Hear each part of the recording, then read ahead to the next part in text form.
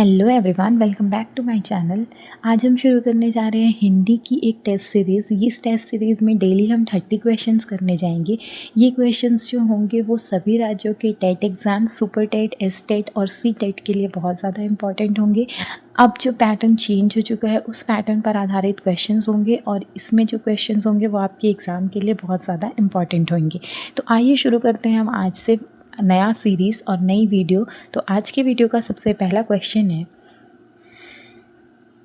रामधारी सिंह दिनकर की रचना उर्वशी को कौन सा पुरस्कार दिया गया था? ऑप्शन है ज्ञानपीठ पुरस्कार, साहित्य अकादमी पुरस्कार, पद्म भूषण या व्यास सम्मान। तो रामधारी सिंह दिनकर जी की रचना है उर्वशी। कभी कभी हमसे क्या होता है, नाम भी पूछ लेता है कि उर्वशी किसकी रचना है, तो ये भी याद रखेंगे कि उर्वशी जो है वो रामधारी दिनकर सिंह जी की रचना है और इसके लिए उनको मिला था ज्ञानपीठ पुरस्कार।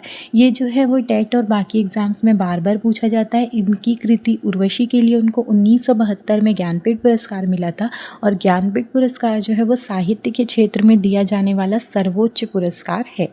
नेक्स्ट क्वेश्चन है, अच्छा, परीक्षा की दृष्टि से याद रखने वाली कुछ चीज़ें हैं कि ज्ञानपीठ पुरस्कार पाने वाले पहले व्यक्ति थे श्री शंकर कुरूप मलयालम भाषा के लिए। ज्ञानपीठ पुरस्कार पाने वाले पहले हिंदी लेखक थे सुमित्रा नंदन पंत चिदम्बरा के लिए। ज्ञानपीठ पुरस्कार पाने वाली पहली महिला थी आशापूर्णा देवी बंगाली भाषा के लिए और ज्ञानपीठ पुरस्कार पाने वाली पहली हिंदी महिला लेखिका थी महादेवी वर्मा और उनको मिला था उनकी महाकाव्य यामा के लिए। नेक्स्ट क्वेश्चन है, निर्णय में कौन सा उपसर्ग है? निर, नी या नी? तो निर्णय में जो उपसर्ग है वो कौन सा हो जाएगा? निर। नी और आधा र के नीचे जो हलंत है ना, ये वाला। तो ऑप्शन नंबर ए इसका करेक्ट आंसर हो जाएगा। उपसर्ग क्या होता है? तो उपसर्ग वो शब्द होते हैं जो किसी शब्द के शुरू में लगते हैं, ठीक है, और उसके अर्थ में परिवर्तन ला देते हैं। तो निर्णय में जब हम लोग निरुपसर्ग लगाते हैं और नए शब्द जुड़ता है तो उसमें बनता है आपका निर्णय। टीटी की परीक्षा में उपसर्ग और प्रत्यय के बारे में बहुत ज़्यादा क्वेश्चंस आते हैं, हर बार 1 या 2 क्वेश्चंस आपको मिलेंगे ही। नेक्स्ट देखते हैं, विसर्ग का प्रयोग किन शब्दों में नहीं होता है? तद्भव शब्दों में, तत्सम शब्दों में, विदेशी शब्दों में या संकर शब्दों में? तो विसर्ग का प्रयोग जिन शब्दों में नहीं होता है वो है संकर शब्दों में। विसर्ग जो रहते हैं अह होता है, वो संस्कृत के शब्द या संस्कृत से प्रभावित शब्दों में होता है, जैसे प्रातः, दुख, अंता। और शंकर शब्द जो रहता है वो 2 अलग अलग भाषाओं के मेल से बनता है, जैसे रेलगाड़ी, रेल अंग्रेजी है, गाड़ी हिंदी है, ठीक है। तो ऐसे शब्दों में विसर्ग का प्रयोग नहीं किया जाता। तो विसर्ग का प्रयोग आपके संकर शब्दों में नहीं होगा और किस में होगा? तो तत्सम में भी हो सकता है, तद्भव में भी हो सकता है, विदेशी में भी हो सकता है। अलग अलग जो सिंगल भाषा के शब्द है उसमें होगा, पर संकर क्या होता है? संकर में 2 भाषा जुड़ के रहते हैं, ठीक है, इसीलिए नहीं होता। नेक्स्ट क्वेश्चन है, वर्तनी की दृष्टि से शुद्ध शब्द कौन सा है? बुद्धिजीवी का शुद्ध शब्द बताना है आपको। तो देखिए यहाँ पे कितने ऑप्शन दिए गए हैं, 4 ऑप्शंस दिए गए हैं और इसमें पहला और तीसरा ऑप्शन सेम दे दिया है और यही है बुद्धिजीवी का करेक्ट। तो ऑप्शन नंबर ए और सी दोनों हो जाएगा, ठीक है। वर्तनी से जुड़े शब्द आपको एग्ज़ाम में कई बार मिलेंगे। कुछ और शब्द जैसे आशीर्वाद, उज्ज्वल बहुत ज़्यादा पूछता है क्योंकि इसमें दोनों ज आधे होते हैं। कवयित्री बहुत ज़्यादा पूछता है क्योंकि बोलने में हम कवियत्री बोल देते हैं पर वो होता कवयित्री है, ठीक है। नेक्स्ट क्वेश्चन है, दर्पण का सही अर्थ क्या है? माधव, प्रतिमान, कारवां या शैलेंद्र? तो दर्पण का मतलब होता है आईना, तो आईना जो बोला जाता है वो बोला जाता है प्रतिमान को। तो ऑप्शन नंबर 20 का करेक्ट आंसर हो जाएगा, ठीक है। नेक्स्ट क्वेश्चन देखते हैं, गुरुजी वृंदावन से आ गए, इस वाक्य में कौन सा कारक होगा? अपादान कारक, करण कारक, कर्ता कारक या कर्म कारक? तो गुरुजी वृंदावन से आ गए हैं, तो वृंदावन से वो आ गए तो वृंदावन से अलग हो गए। तो जब भी कोई भी चीज़ दूसरे से अलग होती है ना तो वहाँ पे होता है अपादान कारक। तो ऑप्शन नंबर ए इसका करेक्ट आंसर हो जाएगा कि गुरुजी वृंदावन से आ गए। कारक के बारे में याद रखेंगे कि हिंदी में कुल 8 कारक होते हैं, कर्ता कारक, कर्म कारक, करण कारक, संप्रदान कारक, अपादान कारक, संबंध कारक, अधिकरण कारक और संबोधन कारक। अपादान कारक का चिन्ह जो है वो से है। जब कोई वस्तु किसी दूसरे से अलग होने का भाव होगा तो वहाँ पर क्या हो जाएगा, अपादान कारक। जैसे पेड़ से पत्ते गिरते हैं तो पत्ते टूट कर पेड़ से गिर गए ना, इसीलिए वहाँ कौन सा कारक होगा, अपादान कारक। ठीक है। नेक्स्ट, और तरणी शब्द युग्म का अर्थ क्या है? तो देखिए, तरणी और तरणी देखने में सेम लग रहे, पर अड़ा में एक बड़ी की मात्रा है और एक छोटी की मात्रा है। तो जब तरणी में अड़ा में बड़ी की मात्रा होता है तो उसका मतलब होता है नाव, और छोटी की मात्रा होती है उसका मतलब होता है सूर्य। ठीक है, तो तरणी हो जाएगा नाव और तरणी हो जाएगी सूर्य। इसका मतलब हमको पता होना बहुत ज़रूरी है। एक ट्रिक से याद रख सकते हैं कि बड़ी की मात्रा है तो नाव पानी में बड़ी दिखती है तो वो नाव तरणी हो जाएगा, और तरणी अड़ा छोटी की मात्रा है तो सूर्य हमको दूर से छोटा दिखता है, इसीलिए वो तरणी हो जाएगा। ठीक है, नेक्स्ट देखते हैं, आगे बढ़ते हैं। पुराण शब्द में इक प्रत्यय लगाने पर कौन सा शब्द बनता है? पुराणिक, पुराणिक, पौराणिक या पौराणिक? तो पुराण में जब इक प्रत्यय लगाते हैं तो वो बनता है पौराणिक। ऑप्शन नंबर डी इसका करेक्ट आंसर हो जाएगा। प्रत्यय क्या होता है? जो शब्द के अंत में लगते हैं और शब्द के अर्थ को चेंज करते हैं। ठीक है, तो इस तरह से प्रत्यय लगाने के लिए जब आप शब्द लगाएंगे तो आपको क्या याद होना चाहिए कि जो प्रत्यय लगा है वो तो ठीक है, बट जो रूट वर्ड होगा ना, वो रूट वर्ड का एक सार्थक शब्द होना चाहिए। आप ऐसा नहीं है कि बिना सार्थक शब्द के आप रूट लगा देंगे। जैसे कि सामाजिक है तो सामाजिक में समाज धन इक है, अब आप बोलेंगे इसको कि हम इसको सधन माजिक कर देते हैं तो ये कोई वर्ड नहीं बना। ऐतिहाधनसिक कर देते हैं तो ये कोई वर्ड नहीं बना ना। तो रूट वर्ड होगा इतिहास, उसमें जुड़ेगा इक, तब जुड़ेगा बनेगा वो ऐतिहासिक। नेक्स्ट क्वेश्चन है, दशमुख और दशानन में कौन सा समास है? तो दशमुख और दशानन, दश देख के हम कंफ्यूज हो सकते हैं कि अगर 10 दिया है मतलब संख्या है, और संख्यावाचक शब्द में द्विगु समास होता है, पर ऐसा नहीं है। दशमुख और दशानन जब आएगा तो यहाँ पे आपको याद रखना है कि दशमुख और दशानन बोलते हैं जिसका 10 सिर हो, मतलब रावण को। जहाँ पर ऐसी शब्द आते हैं जिससे अर्थ जो है उस वर्ड से ना निकल के कुछ और निकलता हो, तो वहाँ पे होता है बहुब्रीहि समास। तो ऑप्शन नंबर बी आएगा। अगर बहुब्रीहि समास ऑप्शन में नहीं रहता है तब आप द्विगु समास लोगे, बट अगर रहता है तो आपको बहुब्रीहि ही लेना है। ठीक है, बहुब्रीहि समास हिंदी में कुल 6 समास होते हैं, तत्पुरुष, कर्मधारय, द्विगु, द्वंद्व, बहुब्रीहि और अवयवी भाव। बहुब्रीहि समास में कोई भी पद प्रधान नहीं होता, बल्कि दोनों पद मिलकर तीसरे अर्थ की ओर इशारा करते हैं। ठीक है, नेक्स्ट क्वेश्चन देखते हैं, छलिया में कौन सा प्रत्यय है? या लिया या इया? तो अभी मैंने पिछले क्वेश्चन में आपको समझाया था कि जब भी आप प्रत्यय और उपसर्ग अलग करते हो तो जो आपका रूट वर्ड होता है वो एक सार्थक शब्द होना चाहिए। ठीक है, तो अब आप या लगा दोगे तो छली धन या, ऐसा तो कुछ बनेगा नहीं। लिया लगाओगे तो छ धन लिया, तो छ आपका रूट वर्ड है, लिया प्रत्यय है, होगा क्या? नहीं होगा ना। तो इया 2 बार दे दिया है, छल धन इया, छलिया। छल एक सार्थक शब्द है। ठीक है, तो इया आंसर करेक्ट हो जाएगा। नेक्स्ट क्वेश्चन की तरफ बढ़ते हैं, वो कौन सा व्यक्ति है जिसने महात्मा गांधी जी का नाम ही ना सुना हो? ये कैसा वाक्य है? सरल, मिश्र, संयुक्त या विधानवाचक वाक्य? तो यहाँ हमने 2 सेंटेंस पढ़े हैं, एक वो कौन सा व्यक्ति है और दूसरा जिसने महात्मा गांधी का नाम ना सुना हो। ठीक है, तो जब इस तरह के वाक्य रहते हैं जिसमें एक रहता है वो दूसरे पर आश्रित रहता है तो इसको बोला जाता है मिश्र वाक्य। रचना के आधार पर 3 तरह के वाक्य होते हैं, सरल, संयुक्त और मिश्र। सरल वाक्य में एक ही क्रिया और एक ही होता है। संयुक्त वाक्य में 2 या 2 से अधिक स्वतंत्र उपवाक्य होते हैं, जैसे और, पर, लेकिन, ये सबसे वो जुड़े रहते हैं। ठीक है, और मिश्र वाक्य क्या होता है? एक प्रधान उपवाक्य होता है और बाकी उससे आश्रित उपवाक्य है।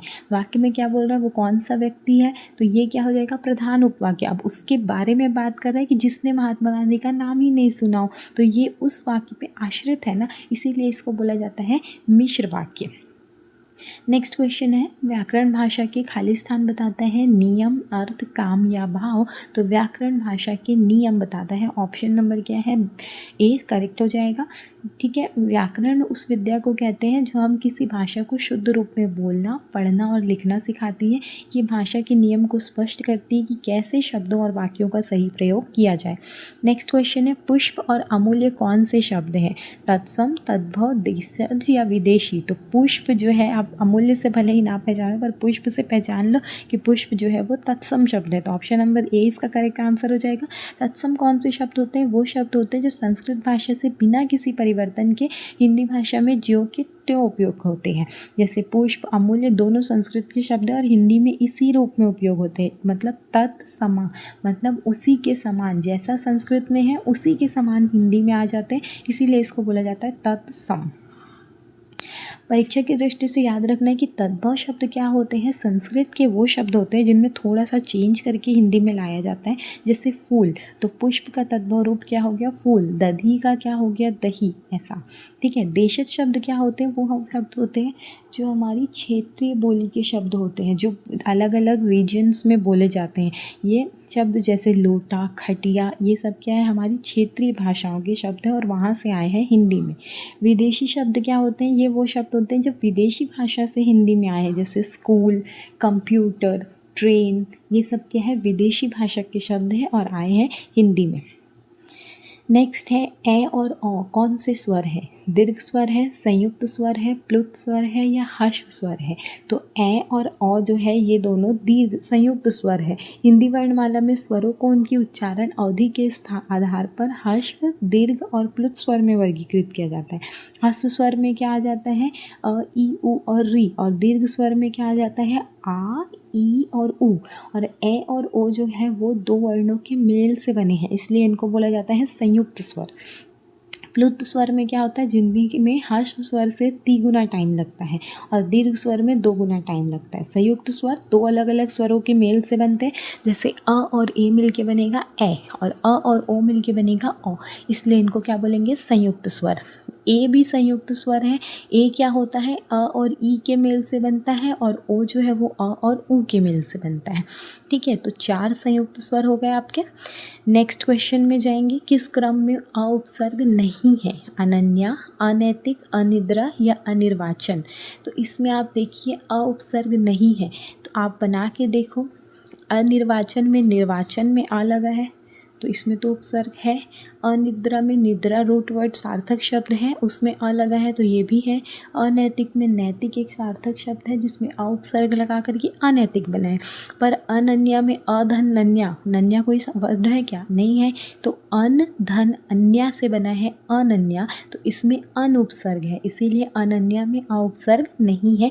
ऑप्शन नंबर ए इसका करेक्ट आंसर हो जाएगा। ठीक है। उपसर्ग वो शब्दांश होते हैं जो शब्द के आगे जोड़ते हैं, जो मैंने बताया आपको। Next question. अच्छा, बाकी 3 विकल्प के बारे में हमने देख लिया। परीक्षा में 2 उपसर्गों के बीच का अंतर आपको बताना होता है। ठीक है, कई बार क्या होता है, अ उपसर्ग का प्रयोग नहीं और अभाव में किया जाता है, और अन उपसर्ग का प्रयोग क्यों किया जाता है? रहित या बिना, मतलब उसके बिना के लिए अन का उपयोग किया जाता है और अ का उपयोग किया जाता है कि वो चीज़ वहाँ पे प्रेजेंट नहीं है। ठीक है। नेक्स्ट है, कौन सा शब्द संविधान के प्रतिकूल है? संवैधानिक, असंवैधानिक, वैधानिक या अवैधानिक?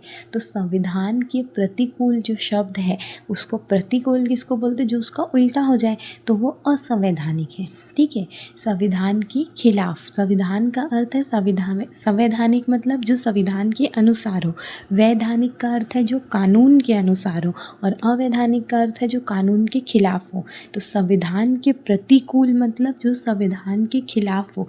जब अनुकूल बोलेगा तो संवैधानिक हो जाएगा, और प्रतिकूल बोला है इसलिए असंवैधानिक है।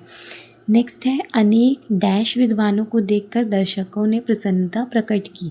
क्या होगा इसमें? विख्यात, कुख्यात, अज्ञात या अभ्यागत? तो ये तो नॉर्मल सा क्वेश्चन है कि अनेक विख्यात विद्वानों को देखकर दर्शकों ने प्रसन्नता प्रकट की। कुख्यात और अज्ञात और अभ्यागत तो कोई वर्ड्स इसमें नहीं जमेंगे। विद्वानों के लिए कुख्यात थोड़ी बोलोगे, कुख्यात डाकू के लिए बोलते हो। अज्ञात विद्वान रहेंगे तो दर्शक क्यों खुश रहेंगे? उनको तो पता ही नहीं रहेगा ये कौन है। नेक्स्ट देखते हैं कुख्यात का मतलब। तो कुख्यात का मतलब होता है बदनाम, अज्ञात का मतलब होता है जिसके बारे में कुछ ना पता हो, और अभ्यागत का मतलब होता है अतिथि या मेहमान, और विख्यात का मतलब होता है विद्वान यानी प्रसिद्ध। ठीक है। नेक्स्ट क्वेश्चन है, सत्यता और अंधेर नगरी किसकी रचना है? ऑप्शंस हैं भारतेंदु हरीशचंद्र, मुंशी प्रेमचंद्र, सुमित्रानंदन पंत या महादेवी वर्मा। तो सभा की सत्यता और अंधेर नगरी ये जो रचनाएं हैं ये है भारतेंदु हरीशचंद्र जी की। भारतेंदु हरीशचंद्र जी को आधुनिक हिंदी साहित्य का पितामह कहा जाता है। ठीक है, ये एक महान लेखक थे। इनकी रचनाओं में सभा की सत्यता, अंधेर नगरी ये सारे शामिल हैं। नेक्स्ट क्वेश्चन है, आदिकाल का अधिकतम साहित्य किस प्रांत से प्राप्त हुआ है? ऑप्शंस है राजस्थान, बिहार, उत्तर प्रदेश या मध्य प्रदेश। तो आदिकाल का जो अधिकतम साहित्य है वो मिलेगा आपको राजस्थान से। ऑप्शन नंबर ए इसका करेक्ट आंसर हो जाएगा। इतिहास को, हिंदी साहित्य के इतिहास को 4 कालों में बांटा गया है, आदिकाल, भक्तिकाल, रीतिकाल और आधुनिक काल। आदिकाल को बोलते हैं वीर गाथा काल क्योंकि इस काल में वीरों की गाथाओं का वर्णन है। ठीक है, और इसका अधिकतम साहित्य आपको राजस्थान के राजाओं के आश्रय में लिखा गया था, इसलिए इसका अधिकांश साहित्य हमको वहीं से प्राप्त होता है। नेक्स्ट क्वेश्चन है, जितेंद्र में कौन सा समास है? तो जितेंद्र किसको बोलते हैं? जिसने अपनी इंद्रियों पर विजय पा लिया हो उसको बोला जाता है जितेंद्र। और जितेंद्र जो यूज़ करते हैं, हम लोग यूज़ करते हैं महावीर जैन जी के लिए। तो इसमें क्या हो रहा है कि इस वर्ड से अर्थ जो निकल रहा है वो दूसरा निकल रहा था। जब भी समास में आपका कोई दोनों पद प्रधान नहीं हो और तीसरे अर्थ निकलता हो तो वो कौन सा समास हो जाता है? बहुव्रीहि समास। ऑप्शन नंबर 20 का करेक्ट आंसर हो जाएगा। ठीक है, और इसका कौन कौन सा उदाहरण है? पीताम्बर, पीताम्बर किसको बोलते हैं? गणेश जी को। पीला है अंबर जिसका। नीलकंठ, जिनका कंठ नीला है मतलब शंकर जी। ये सारे वर्ड्स जो रहते हैं जिससे तीसरा निकलता है, जैसे हमने देखा था दशानन, दशमुख, तो ये सब क्या हो जाते हैं? बहुव्रीहि समास। नेक्स्ट क्वेश्चन देखते हैं, प, फ, ब, भ, म इनका उच्चारण स्थान क्या है? तो आप खुद बोल के देखो, प, फ, ब, भ, म। तो इसमें आपके मुंह का कौन सा हिस्सा काम कर रहा है? होठ काम कर रहा है ना। तो प वर्ग जो है इसमें प, फ, ब, भ, म आते हैं और इनका उच्चारण स्थान होता है ओष्ठ। दंत में कौन सा वर्ग आएगा? त वर्ग आता है। त, थ, द, ध, न। इसमें बोलोगे तो आपकी जीभ किसको टच करती है? आपके दांत को टच करती है ना, तो ये हो जाता है दंत। नेक्स्ट क्वेश्चन में जाते हैं। अच्छा, इसके ऑप्शंस के बारे में देख लेते हैं। वही चीज़ें जो मैंने आपको बताया था, हिंदी वर्णमाला में वर्णों को उनके उच्चारण स्थान के आधार पर वर्गीकृत किया जाता है। कंठ, कंठ में क आते हैं।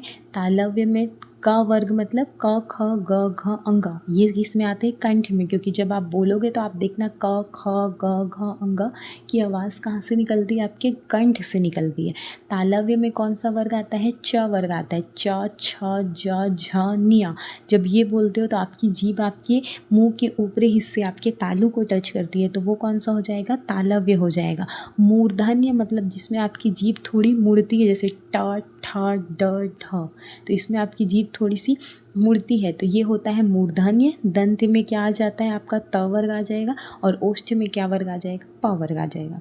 नेक्स्ट क्वेश्चन है, ब्रजभाषा का स्वर्णकाल क्या कहलाता है? ऑप्शंस हैं भक्तिकाल, रीतिकाल, आदिकाल या आधुनिक काल। तो ब्रजभाषा का हम लोग स्वर्णकाल कभी कभी समझ लेते हैं भक्तिकाल, पर भक्तिकाल नहीं है। ब्रजभाषा का स्वर्णकाल है रीतिकाल। ऑप्शन नंबर 20 का करेक्ट आंसर हो जाएगा। ठीक है, रीतिकाल में ब्रजभाषा का उपयोग सबसे ज़्यादा हुआ है, इसलिए इस काल को बोला जाता है ब्रजभाषा का स्वर्णकाल। नेक्स्ट है, स्वतंत्र सत्ता धारण ना करने वाले शब्द क्या कहलाते हैं? मतलब वो शब्द जिनकी खुद की सत्ता नहीं होती, उसको क्या बोलते हैं? ऋण शब्द, यौगिक शब्द, योग ऋण शब्द या इनमें से कोई नहीं। तो इसका आंसर है यौगिक शब्द। यौगिक शब्द में क्या होता है? उत्पत्ति के आधार पर हम लोग शब्द को 3 भागों में बांटते हैं, ऋण, यौगिक और योग ऋण। ऋण शब्द होते हैं जिनका आप खंड नहीं कर सकते, मतलब जब आप उसको तोड़ोगे तो आपको 2 सार्थक शब्द नहीं मिलेंगे। अब हाथ है तो हाथ को हा धन था करोगे तो क्या दोनों में से कुछ का भी एक मीनिंग निकल रहा है? नहीं निकल रहा है ना। यौगिक शब्द होता है जो 2 शब्दों के मेल से बनते हैं और उसको आप तोड़ सकते हो, जैसे पुस्तकालय, तो पुस्तक धन आलय। ठीक है, तो पुस्तकालय को जब हम तोड़ते हैं तो ये क्या हो जाता है? पुस्तक अलग हो जाता है और आलय अलग हो जाता है, तो उसका स्वतंत्र सत्ता धारण नहीं हुई। पुस्तक को रखने वाली जगह को पुस्तकालय बोले, पर जब आप उसको तोड़ोगे तो वो सत्ता स्वतंत्र नहीं है ना। पुस्तक और आलय अलग अलग वर्ड हो गया जो पुस्तकालय को इंडिकेट नहीं कर रहा है, इसीलिए ये इसका आंसर हो जाएगा यौगिक शब्द।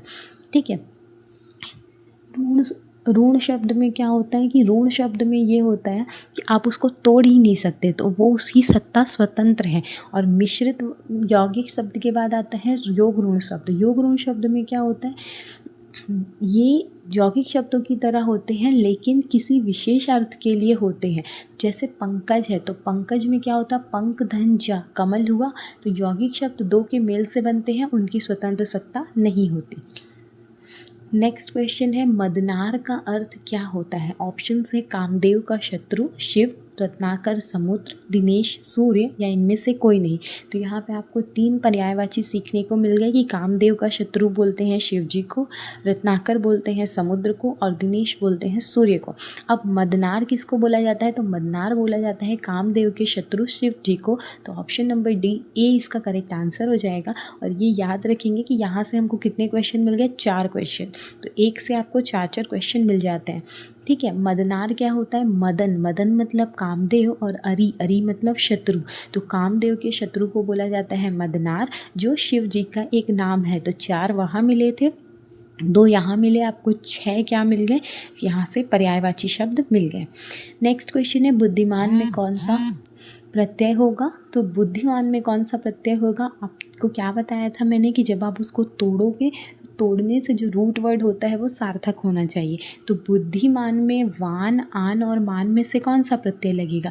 वान तो कहीं नहीं लगेगा। आन के लिए हम बुद्धिम धन आन होगा।